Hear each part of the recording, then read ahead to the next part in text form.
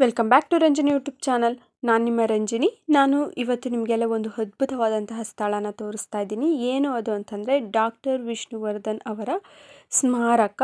ಕನ್ನಡಿಗರೆಲ್ಲರೂ ಕೂಡ ಇಲ್ಲಿಗೆ ಬರಬೇಕು. ನೋಡಿ, ಇದು ಎಂಟ್ರೆನ್ಸು, ಒಳಗಡೆ ಹೋಗುವಂಥದ್ದು. ನಾನು ವಿಡಿಯೋನ ಉದ್ದ ಮಾಡಿರೋದ್ರಿಂದ ಸ್ವಲ್ಪ ಝೂಮ್ ಮಾಡಿ ತೋರಿಸ್ತಾ ಇದ್ದೀನಿ, ಓಕೆನಾ. ಈ ಸೈಡಲ್ಲಿ ಒಂದು ಕಡೆ ಫುಲ್ಲು ಟಿ ವಿಗಳಿದ್ದಾವೆ. ಅದರಲ್ಲೆಲ್ಲನೂ ಕೂಡ ವಿಷ್ಣುವರ್ಧನ್ ಅವರ ಮೂವೀಸ್ನ ಹಾಕಿರ್ತಾರೆ. ಒಂದು ಸೈಡಲ್ಲಿ ಅವರ ಅಪರೂಪದ ಫೋಟೋ ನೀವು ನೋಡ್ಬೋದು. ತುಂಬಾ ಅಪರೂಪವಾದಂಥವು. ಮತ್ತು ಅವರ ಪರ್ಸ್ನಲ್ ಫೋಟೋಸ್, ಅವರ ಫ್ಯಾಮಿಲಿ ಜೊತೆಗಿನ ಫೋಟೋಸು ಎಲ್ಲನೂ ಕೂಡ ಇಲ್ಲಿ ಇದ್ದಾವೆ.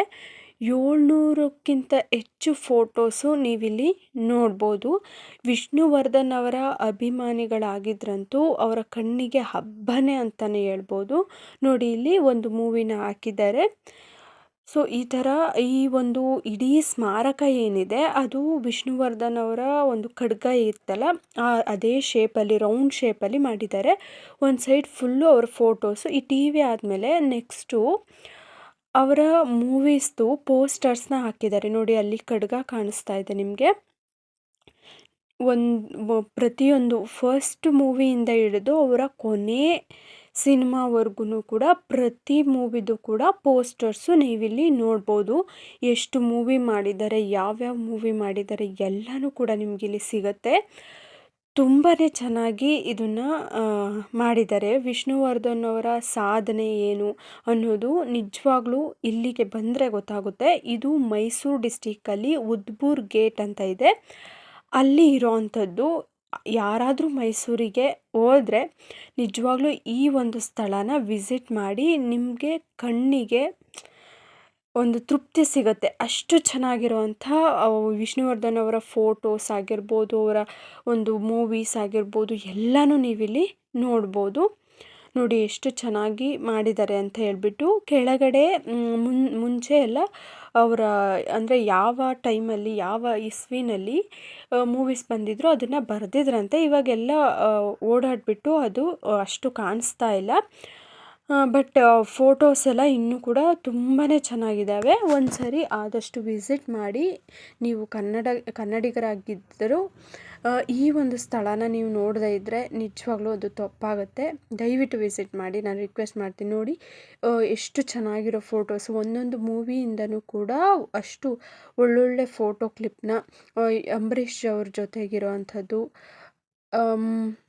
ಮತ್ತು ಎಲ್ಲ ಹೀರೋಯಿನ್ಗಳ ಜೊತೆ ಇರೋದು ಎಲ್ಲ ಫೋಟೋಸ್ನೂ ಕೂಡ ನೀವಿಲ್ಲಿ ನೋಡ್ಬೋದು, ಓಕೆನಾ. ಭಾರತಿ ಅಮ್ಮ ಅವ್ರ ಜೊತೆ ಇರೋವಂಥ ಫೋಟೋಸು, ಅವರ ಮಕ್ಕಳ ಜೊತೆ ಇರೋವಂಥ ಫೋಟೋಸ್ ಎಲ್ಲನೂ ಕೂಡ ಇಲ್ಲಿ ಇದ್ದಾವೆ.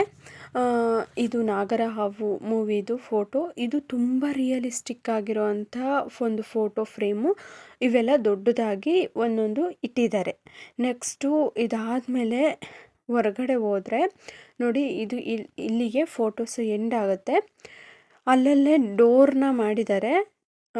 ನಾನಿವಾಗ ತೋರಿಸ್ತೀನಿ ನಿಮಗೆ. ಈ ಥರ ಸುತ್ತಾರ್ಕೊಂಡು ಹೋದರೆ ಇಲ್ಲಿ ಓಪನ್ ಇದೆ. ಇಲ್ಲಿಂದ ಹೋಗ್ಬೇಕಾಗತ್ತೆ ನಾವು. ಆ ಖಡ್ಗದಲ್ಲಿ ನೋಡಿದ್ರೆ ವಿಷ್ಣುವರ್ಧನ್ ಅವ್ರದ್ದು ಸ್ಮಾರಕ ನಿಮಗೆ ಕಾಣಿಸುತ್ತೆ, ಓಕೆನಾ. ಆ ಸ್ಟ್ಯಾಚು ನಿಮಗೆ ಕಾಣಿಸುತ್ತೆ. ಆ ವಿನ್ಯಾಸ ಏನಿದೆ ಡಾಕ್ಟರ್ ವಿಷ್ಣುವರ್ಧನ್ ಅವರ ಖಡ್ಗದ ರೀತಿಯಲ್ಲಿ ಇರೋವಂಥದ್ದು ನೀವು ನೋಡ್ಬೋದು.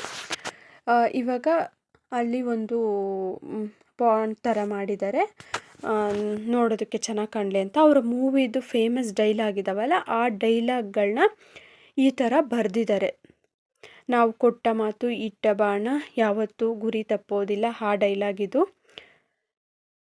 ಇಲ್ಲೊಂದು ಡೈಲಾಗ್ ಇದೆ, ದೇವರು ಒಳ್ಳೆಯವರಿಗೆ ಕಷ್ಟ ಕೊಟ್ಟು ಆಮೇಲೆ ಕೈ ಹಿಡಿತಾನೆ ಅನ್ನೋವಂಥ ಡೈಲಾಗು. ಈ ಥರ ಅವರ ಸ್ಟ್ಯಾಚು ಏನಿದೆ ಸುತ್ತಲೂ ಕೂಡ ಅವರ ಮೂವಿ ಡೈಲಾಗ್ಗಳನ್ನ ಬರೆದಿದ್ದಾರೆ. ಇದು ವಿಷ್ಣುವರ್ಧನ್ ಅವರ ಸ್ಟ್ಯಾಚು 7 ಅಡಿ ಇರೋವಂಥದ್ದು, ಕೃಷ್ಣಶಿಲೆಯಲ್ಲಿ ಕೆತ್ತಿದ್ದಾರೆ. ಸೊ ನಾನು ಈ ಒಂದು ಪ್ಲೇಸಿಗೆ ವಿಸಿಟ್ ಮಾಡಿದ್ದೆ. ನನ್ನ ಸಬ್ಸ್ಕ್ರೈಬರ್ಸು ಕೂಡ ಈ ಒಂದು ಪ್ಲೇಸ್ನ ವಿಸಿಟ್ ಮಾಡಲಿ, ಅವರಿಗೆ ಗೊತ್ತಾಗಲಿ ಅಂತ ಹೇಳ್ಬಿಟ್ಟು ನಾನು ಈ ಒಂದು ವಿಡಿಯೋನ ಮಾಡಿದ್ದೀನಿ. ನಿಮಗೆ ಇಷ್ಟ ಆಗಿದೆ ಅಂತ ಅಂದ್ಕೊಂಡಿದ್ದೀನಿ. ದಯವಿಟ್ಟು ಇಷ್ಟ ಆದರೆ ಸಬ್ಸ್ಕ್ರೈಬ್ ಮಾಡ್ಕೊಳ್ಳಿ, ಶೇರ್ ಮಾಡಿ, ಹಾಗೆ ಕಮೆಂಟ್ ಮಾಡಿ, ಓಕೆನಾ. ಸೊ ನೋಡಿ, ಇಲ್ಲಿ ಇಷ್ಟು ಚೆನ್ನಾಗಿ ಆ ಪಾಂಡ್ನೆಲ್ಲ ಕ್ರಿಯೇಟ್ ಮಾಡಿ ಅದ್ರ ಮುಂದೆ ಅವರ ಸ್ಟ್ಯಾಚು ಹೊರಗಡೆ ನಿಂತ್ಕೊಂಡ್ರೂ ಕೂಡ ಡೈರೆಕ್ಟಾಗಿ ವಿಷ್ಣುವರ್ಧನ್ ಅವರ ಒಂದು ಸ್ಟ್ಯಾಚು ನಿಮಗೆ ಕಾಣಿಸುತ್ತೆ. ಓಕೆನಾ, ಆ ಥರ ಆ ಬಳೆ ಇಂದ ಒಳಗೆ ಅದು ಕಾಣಿಸೋ ಅಂಥದ್ದು.